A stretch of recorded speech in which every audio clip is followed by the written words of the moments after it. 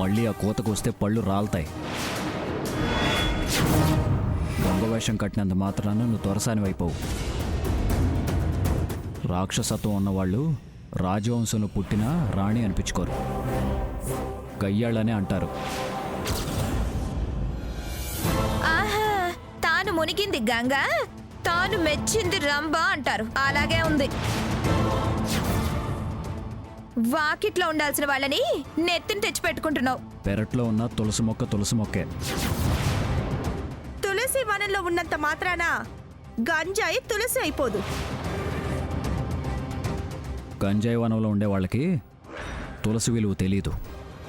మంజులని మంజులని అంటున్నావు. ఇంత కఠినతో నేను మంజుల్లో ఎప్పుడూ చూడలేదు.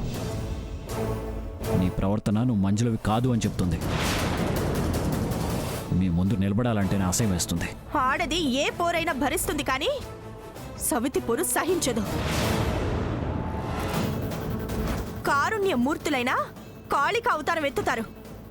ఇదిగో ఈ మాటే అనొద్దు అన్నా. అయినా మంజులనని ప్రూవ్ చేసుకుంటాను అన్నావుగా, ప్రూవ్ చేసుకో, నేను తప్పుకుంటా. నువ్వు కాదని ప్రూవ్ చేస్తానన్నావుగా, చెయ్యి.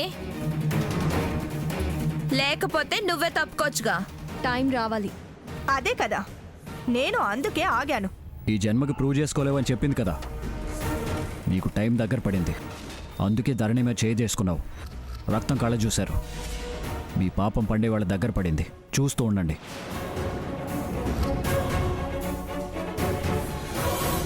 చూడు, నేను మంజులని అని నువ్వు నమ్మడానికి, భార్య అని నేనే అన్న నమ్మకం కలగటానికి శాంపిల్గా మా బావకున్న అలవాటు ఒకటి చెప్తాను.